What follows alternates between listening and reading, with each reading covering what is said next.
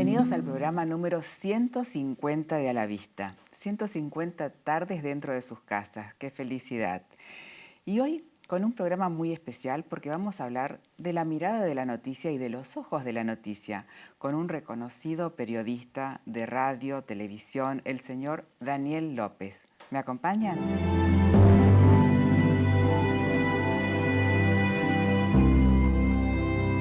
Y en este primer bloque de A la Vista, tal cual se los prometí, el señor Daniel López. Bienvenido, Dani. Gracias, Amalia, y felicitaciones, 150 programas ya, muy bien. ¿Viste? 150, no. ¿Te acordás cuando te dije que comenzábamos en esto? Es verdad.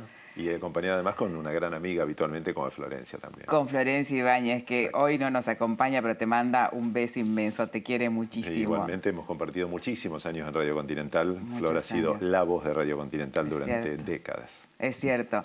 Daniel López, para los que lo están viendo ahora, es un reconocido periodista de Radio Continental, de la televisión pública, es director y fundador de diariodecultura.com.ar.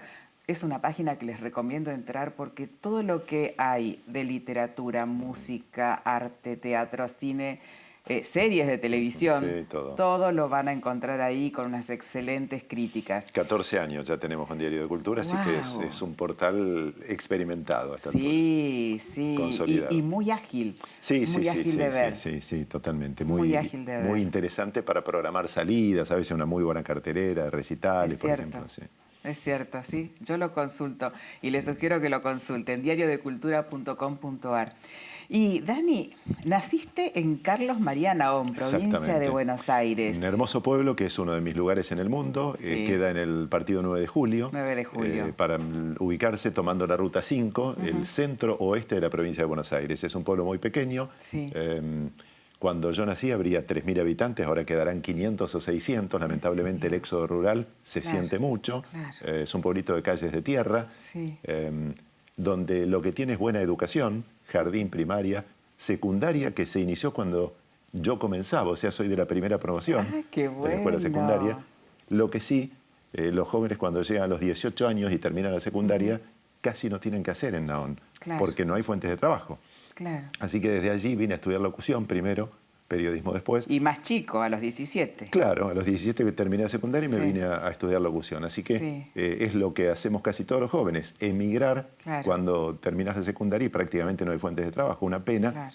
Ahora hay un proceso, viste, que empieza a revertirse después de la pandemia, después de la cuarentena.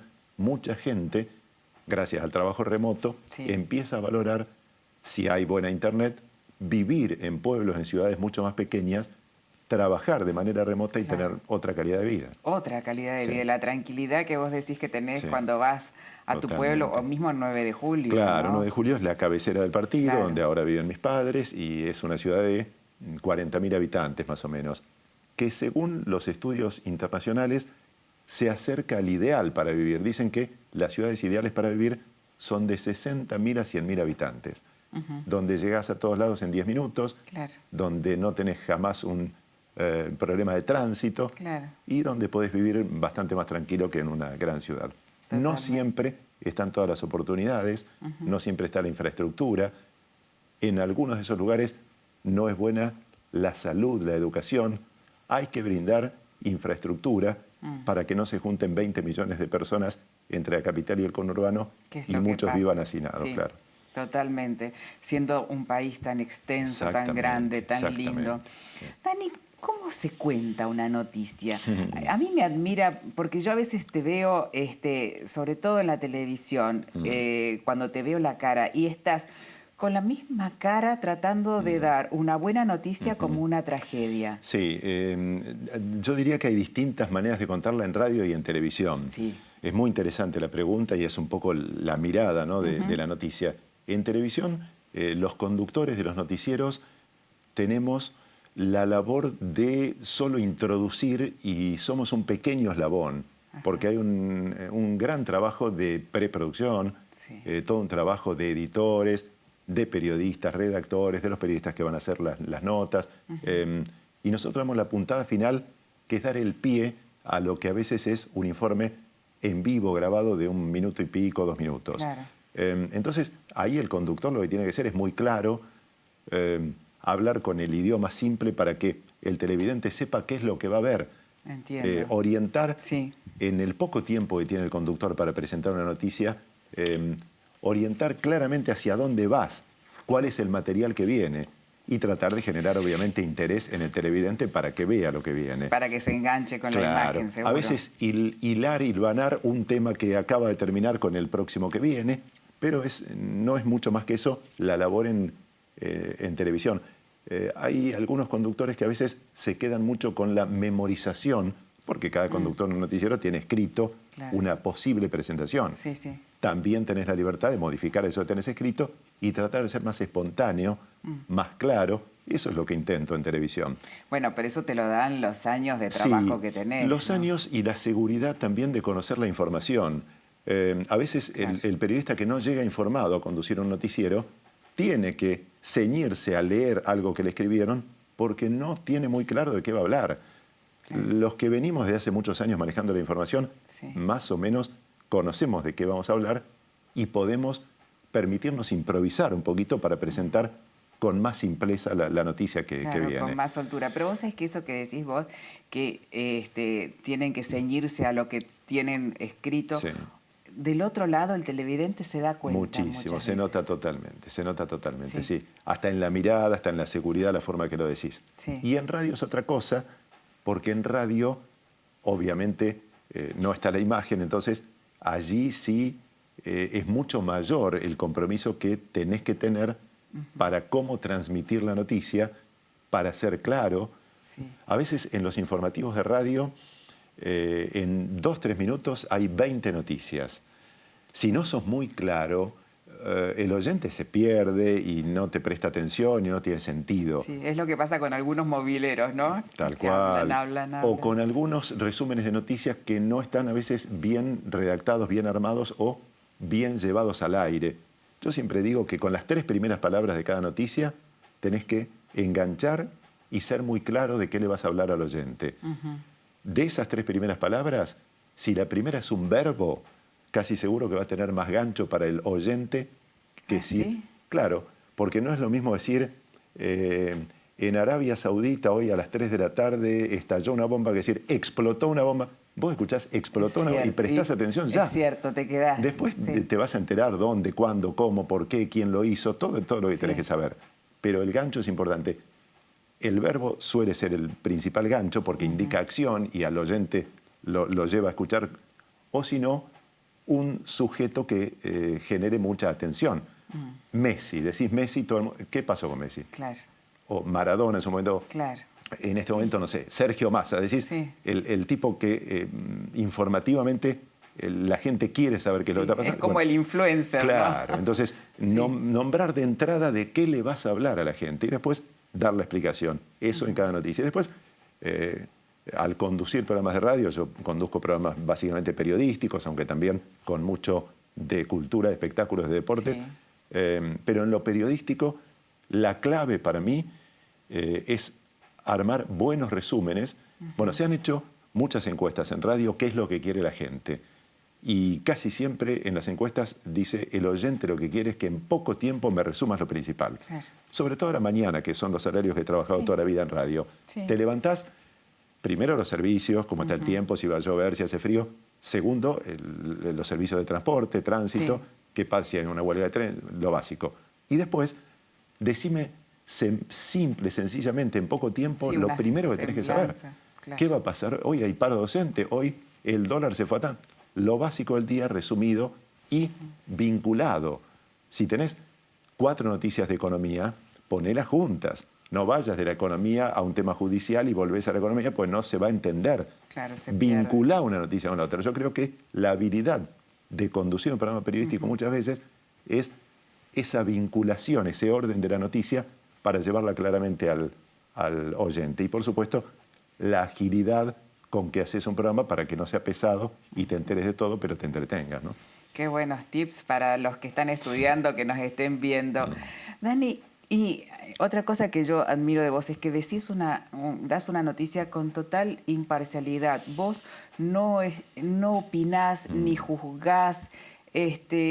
es muy difícil hacer eso y muchas veces no rayar en el sensacionalismo como lo llevan muchos colegas tuyos. Para mí es importantísimo, pero son estilos y son formas. Sí. Hay muchos colegas que tienen mucho éxito opinando y poniéndose de uno o del otro lado de la grieta. Yo elegí hace tiempo tratar de ser pluralista, creíble, y para eso, como vos decís, informar y no opinar. Y bueno, tuve muchas experiencias a lo largo de mi vida profesional, como por ejemplo muchos años en Radio Continental, de 6 a 9 acompañando o a Magdalena Ruiz Guiñazú o a Nelson Castro, y pegadito de 9 a 13 a Víctor Hugo Morales. Sí, y hacías toda la seguidilla. Hacía toda la seguidilla de 7 horas, de 6 a 13, y lo mío era una especie de columna vertebral informativa, y yo sabía que de 6 a 9 la opinión de Nelson, por ejemplo, iba a ser una, y de 9 a 13 la opinión de Víctor Hugo iba a ser exactamente la contraria. La opuesta, sí. Pero para mí era una prueba de pluralismo poder hacer esa columna vertebral informativa absolutamente con los dos. Y después ellos, que en ese momento eran los conductores, que opinaran lo que quisieran. Claro. Sí, muy difícil de mantener. Sí, pero muy justamente difícil. eso tiene que ver con informar. Y en este caso no opinar. Respeto mucho a otros colegas que opinan y lo hacen muy bien. Sí. Y en todo caso tienen seguidores en general de los que piensan parecido como a ellos. Como ellos, claro, sí. ¿El hecho de trabajar en la televisión pública te condiciona de alguna forma? Mira, porque yo te veo seguir con tu mismo estilo, con tu misma... Trato justamente de hacer eso. Yo estoy hace 7 años en la televisión pública, o sea que ahí también tengo una especie de prueba similar a la de radio. Estuve durante el gobierno anterior y durante el gobierno actual, y el estilo es exactamente el mismo: informar y no opinar. Claro. Entonces, con eso creo que se gana credibilidad y se puede trabajar en con jefes de distintas ideologías. Claro, sí. Bueno, en definitiva, no solamente te resultó a vos, sino a todos los que te seguimos, tanto en radio como en televisión, porque sos una persona muy creíble. Gracias. Muchas gracias. Dani, sí, y no porque estemos acá en el programa, sino que siempre fuiste así, y yo creo que como sos tan creíble, serías un excelente vendedor también. Bueno, yo he tenido una larga etapa de locutor comercial también, sobre todo en lo vinculado con los deportes, con el automovilismo, con el fútbol. Mira. Y le he puesto la voz a varias marcas. Ahora menos, porque viste, cuando más estás haciendo algo, más te llaman para hacer eso. Es cierto. Y hace unos años que estoy mucho más volcado a todo lo periodístico. Claro. Pero tuve una larga etapa que hacía mucha locución comercial y me encanta. Me gusta muchísimo también. Bueno, una de mis primeras grandes experiencias en radio fue a los 21 años recién recibido trabajar con Cacho Fontana. Ay, en el programa Sexta Edición de Radio Rivadavia. Radio Rivadavia. Claro, que fue un poco el que abrió la tarde. Cacho, que lamentablemente hace poco nos dejó, fue un creador absoluto en todo. Creó la mañana con el Fontana Show para la radio, cuando empezaba a competir con la tele y demás. Y claro, la radio antes era la noche. Claro. Cuando se dio cuenta Cacho que la noche empezaba a ser para la tele, dijo, vamos a hacer algo grande en la mañana, y creó un programa espectacular como fue el Fontana Show. Cuando dejó la mañana, dijo, pero ¿cómo? Si hay diarios que salen con quinta edición a la tarde, en esa época estaba La Razón, Crónica, y una sexta edición incluso, ¿por qué en radio no hay algo así a la tarde? Y creó Sexta Edición, que fue un programón, el primero. Él siempre fue el primero que hizo un programa periodístico bueno a la tarde en radio. Estaba con 3 periodistas excelentes y bueno, yo era uno de los locutores comerciales, pero me acordé de esto porque Cacho, ya el número 1 lejos de la radio y la televisión, permanentemente se metía, en aquella época había tandas que se leían muy poco aviso grabado, mucho aviso en vivo, y se metía permanentemente en la tanda, y leíamos una locutora y yo, por el placer que le daba leer avisos. Claro. Claro. Porque era una gran vocación la locución comercial. Es que uno lo asociaba a él a un montón de marcas. Sí, de marcas, totalmente. Pero él ya era un gran conductor, pero quería mantenerlo de la locución comercial por placer, y permanentemente leía avisos con nosotros, lo que para mí, 21 años, leer avisos con el número 1 era una de tocar las el cielo con las manos, más experiencias. Imagino. También porque yo salía de 3 años de teoría y de práctica en el ISER, pero estar 1 año o 2 con un conductor así es la máxima lección que puedes tener. El manejo de los tiempos, la ductilidad. Un genio absoluto, del cual me acuerdo casi todos los días aplicándolo en mi trabajo, ¿no? Qué lindo reconocimiento, sí. Dani. Y a vos te sigue una saga de periodistas en la familia. Sí. Lo tenemos a Joaquín y a Lara, ¿no? Claro, mis hijos, los dos estudiaron periodismo, sí. Aunque vieron que era una profesión que había que dedicarle mucho, porque sí. yo toda la vida madrugué mucho y he trabajado horas y horas todos los días, pero evidentemente la vocación está en la familia, y bueno, los dos están en camino, los dos sumaron otras profesiones. Ajá. Joaquín fue muy por el lado de sistemas, programación, ciencia de datos, y está en este momento trabajando para la revista Newsweek de Estados Unidos, porque ahora volvió la versión argentina también, vía remota, uniendo los conocimientos de comunicador social, de periodista, porque hizo las dos carreras, y de sistemas, y entonces engloba un trabajo muy interesante. Y bueno, Lara ya es más conocida de yo, pero... Y es economista. Claro, además de periodista, se recibió hace un mes de economista y hace columnas económicas en canales y en radios, es bastante conocida y tuvo una trayectoria en un diario también económico muy conocido que acaba de dejar porque ya no podía tanto ella. Qué bueno. Pero está muy en carrera porque son chicos muy chicos, ¿no? Muy jóvenes. 23, muy jóvenes. Lara, 25. Todo un futuro por delante. Dani, muchísimas gracias por haber venido. Yo sé que estás muy ocupado y así todo me diste el gusto de venir al programa. Un gusto. Muchas gracias y le mandamos un cariño grande a tus papás en Naón. Exacto, y el 9 de julio ya están. Ok. Y gracias otra vez, Dani. Gracias, Amalia. Hasta pronto. Nos vamos a una brevísima tanda y volvemos con más a la vista. No se vayan.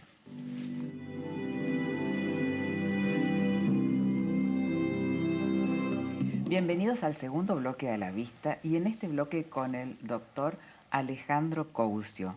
Bienvenido, Alejandro. Gracias, Amalia, por la invitación.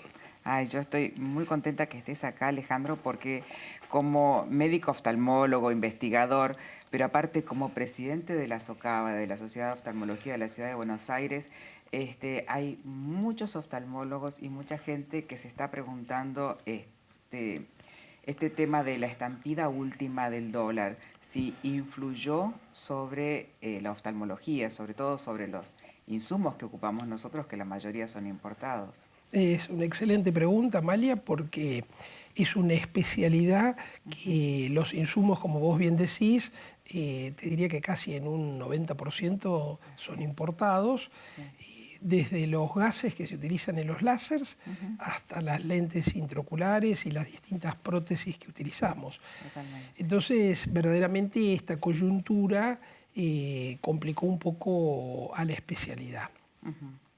Es decir, no solo a nosotros, a los prestadores, es decir, a los médicos, sino complicó a los financiadores porque empieza a haber un desfasaje en los valores. Es decir, yo creo que se juntan dos problemáticas. Te doy un ejemplo, por ejemplo, del tema del láser. Sí. El láser, del excimer láser, que nosotros lo usamos para operaciones de miopía, sí, que es parte de tu subespecialidad, sí. Y utiliza una serie de gases. Utiliza un gas de argón, un gas de fluoro y un gas de helio. Eso viene en una botella que se carga en el excimer y tiene una vida útil para tantos casos. ¿Qué pasa? La botella es importada. Entonces, hay dos fábricas a nivel mundial. Una está en Ucrania, así que hay falta del insumo por un tema de la guerra. Seguro. Y la otra fábrica que produce esta combinación de gases para la medicina está en China. ¿Qué pasa? Los costos del traslado de los insumos, es decir, lo que dicen el shipping, ha variado notablemente y eso ha hecho que los valores, tanto en dólares como en euros, de los costos de nuestros insumos se multipliquen.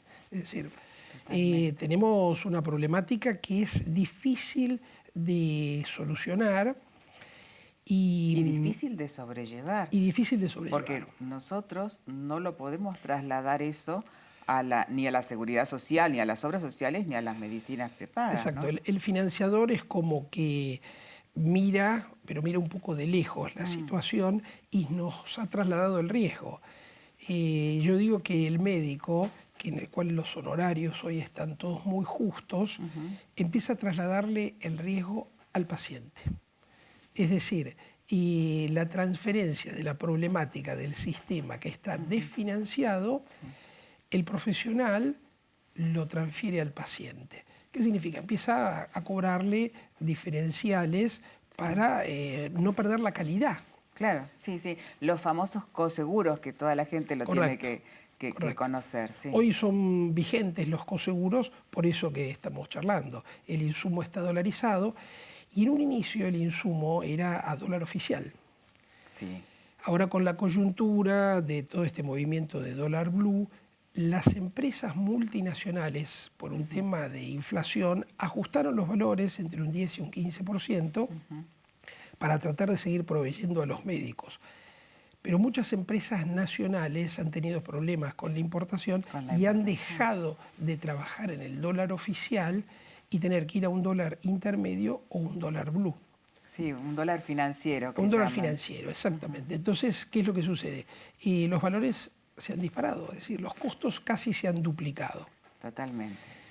Entonces tenemos dos coyunturas. El problema de que los insumos les cuesta entrar a la Argentina, que el sistema está desfinanciado y que los costos aumentaron. Entonces es difícil transferir la problemática esa. Sí, muy difícil sobrellevarlo. Sí. Y esto no solamente lo sentimos acá en Capital, sino que se han manifestado en los medios varios médicos del interior. Sí. Escuché hablar a médicos de Misiones, de Entre Ríos, de Córdoba, de Rosario. ¿Qué es lo que ha sucedido? Muchas empresas que proveen, por ejemplo, los lentes intraoculares, se han quedado sin stock. Y el nuevo stock que tuvieron que traer, que importar, ya no tenían el mismo costo. Claro. Es decir, entonces cuando le empiezan a transferir el costo a los médicos, empieza a desfinanciarse el sistema. Totalmente. Es una situación bastante límite y de difícil resolución. Sí, al menos por ahora, a corto plazo no vemos una solución. Y nosotros, el tema medicamentos, todavía no tenemos falta de medicamentos en oftalmología, pero algunos de los insumos que no entran como medicamentos, por ejemplo, para fines estéticos, correcto, como por ejemplo algunos rellenos de ácido hialurónico, están en falta, claro, no están entrando al país. Y si bien no es un artículo de primera necesidad y nadie va a perder calidad de vida por hacerse o no un relleno, podemos empezar por eso y seguir por otras cosas que pueden llegar a ser más graves, ¿no? Sí, yo creo que eso es el inicio. Lo mismo va a empezar a pasar con las lentes intraoculares. Claro. Si no se combina bien el valor del dólar de importación, un dólar para la salud, va a ser difícil. Y el otro tema es los repuestos de los equipos. Sí. Vos viste que la mayoría de los equipos que usamos en la oftalmología son de origen extranjero, es decir, incluso de origen alemán, japonés, francés. Y los repuestos no están entrando con la fluidez que sucedía otros años. Sí. Estaba por decir que incluso la gente no sabe, pero muchas veces tenemos que mandar a reparar equipos afuera. Correcto. Con todo el costo que significa eso, no solo de traslado, sino de mano de obra. Viste que yo digo que estas grandes crisis en el sistema de salud golpean muy fuerte a los financiadores, a los prestadores y al paciente. Y al paciente. Entonces, no hay nadie que salga beneficiado.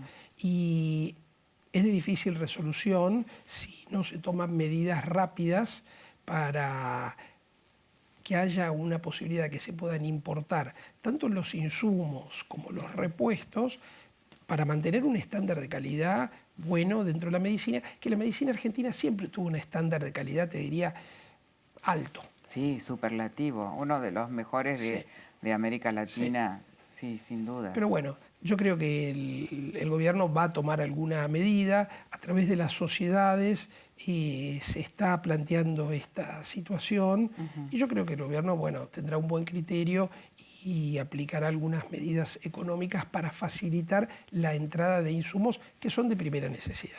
Sí, totalmente. La gente piensa que una cirugía de catarata no es una urgencia. En algunos casos puede llegar a ser una urgencia y tenemos otras urgencias, como poner una válvula en un paciente que tiene glaucoma, una cirugía de retina. Las cirugías de retina que tienen también insumos que están dolarizados, es muy difícil formar precio porque el prestador le dice al financiador, y eso va variando, porque la variación del dólar hace que varíen nuestros costos, entonces está complejo la situación. Sí, claro que Y sí. bueno, esperemos que rápidamente se tomen medidas para paliar este tema, ¿no? Ojalá que sí. Es un tema que cuando yo te lo propuse vos lo aceptaste Sí, enseguida porque yo creo que la gente tiene que saber, sí, correcto. Alejandro, lo que está pasando en realidad Sí, y que muchas veces, porque lo más común es que se quejen de la obra social o de la prepaga porque no le autoricen una cirugía y lo más frecuente que sucede ahora es que no están habiendo los insumos necesarios en tiempo y forma y por eso la demora en muchas sí. prácticas, ¿no? Sí, eso es importante. Imagínate que a nivel hospitalario repercute mucho y ya repercute a nivel privado. Es decir, no es una problemática de un subsistema, tanto el sistema de los financiadores, de las prepagas, de las obras sociales y los hospitales. Sí. Entonces es algo que hay que resolver con premura. Así es, así es. En nuestra especialidad y en todas las Sí, especialidades, exacto. sobre todo aquellas que tienen riesgo de vida a los Correcto. pacientes. Alejandro, muy claro como No, siempre. bueno, muchas gracias. Muchísimas gracias por venir. Bueno, Y cuando hagamos el próximo congreso de la Sociedad sí, de Oftalmología de la Ciudad de Buenos Aires, te quiero acá bueno, otra vez bueno, contándolo, bueno. ¿sí? Muchas gracias por la invitación. Me parece que es un tema que, como decís vos, la comunidad tiene que estar al tanto. Así Así que, es. gracias. A vos. Y nos vamos. Terminó un nuevo programa de A la Vista.